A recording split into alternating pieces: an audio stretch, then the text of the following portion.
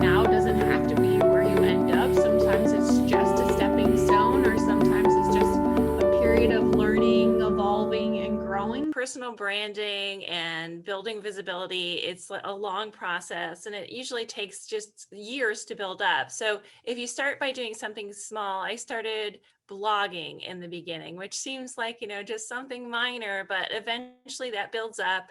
It really helps to get out there and really think about what you want to be known for, start building your brand around that, and then just inserting yourself in the conversation. Nobody will know anything about you if you're sort of home or you're in the office all the time.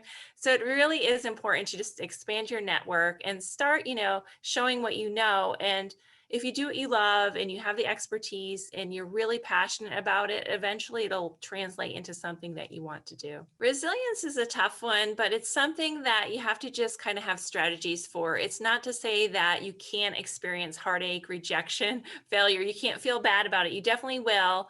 And it happens. It's just not getting stuck there. And sometimes it's recognizing those feelings in yourself, because there's really nothing in life that happens instantly, right? Nothing worth having. So you have to keep going, moving forward. And sometimes when we're rejected or we get some bad feedback, there's something we can learn. Like, instead of just looking at the negative of it, okay, we lost a client. Maybe let's ask some questions, find out why, and then use it to improve our business or our strategy moving forward. So always look for that silver lining. You found something you didn't otherwise know, and now there's maybe something else even better possible. Maybe you lost one client, but now you have time to pick up 5 new clients or whatever it is. So just looking for that silver lining. Paying your dues, I like to say, because that's what it is. Like, a lot of times I'll think, oh, I want this to happen exactly like this. And it's a quick path I'm trying to get. And there isn't a quick path. And whenever I try to take that little shortcut, it's like life gets me. No, you can't have that quick path. You've got to pay your dues first. So the first one is taking action.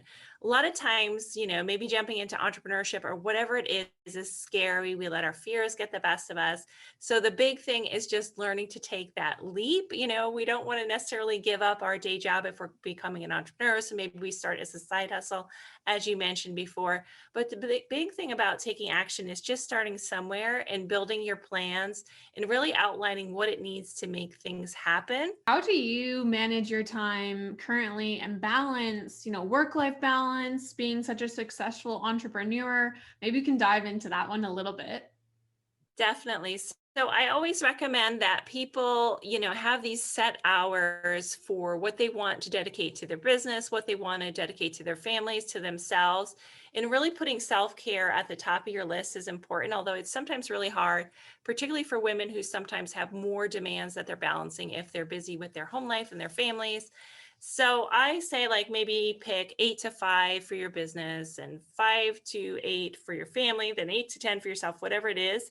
And it won't be perfect all the time and you won't stick to it. But now, particularly during the pandemic, it's important to put those sort of parameters in place, because if we're type A go-getters, we might just work ourselves to death and we'll get burnt out early and we'll be tired and we haven't taken care of ourselves. So we'll actually be doing less and we won't be as productive.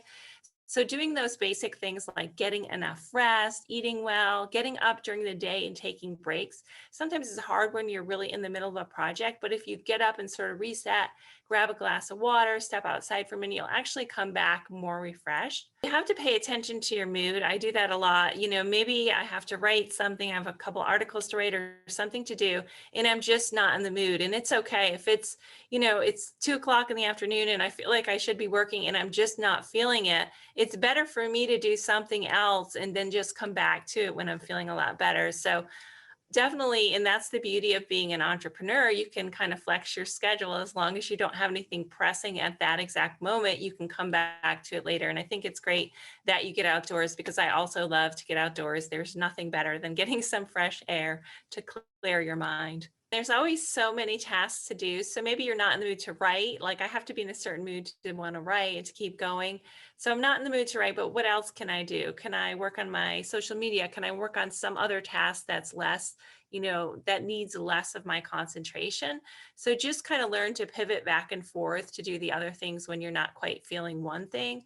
And I also tell people, like, if you need that break and you feel like there's a zillion things to do, maybe in your home, maybe you have laundry to do or something else minor, and you're just not feeling like working at that moment, there's nothing wrong with stopping if you don't have something right then, doing something else to take care of, get it off of your way. And then later on at night, you can do the work when you're feeling more like it. So just learn to be flexible with yourself.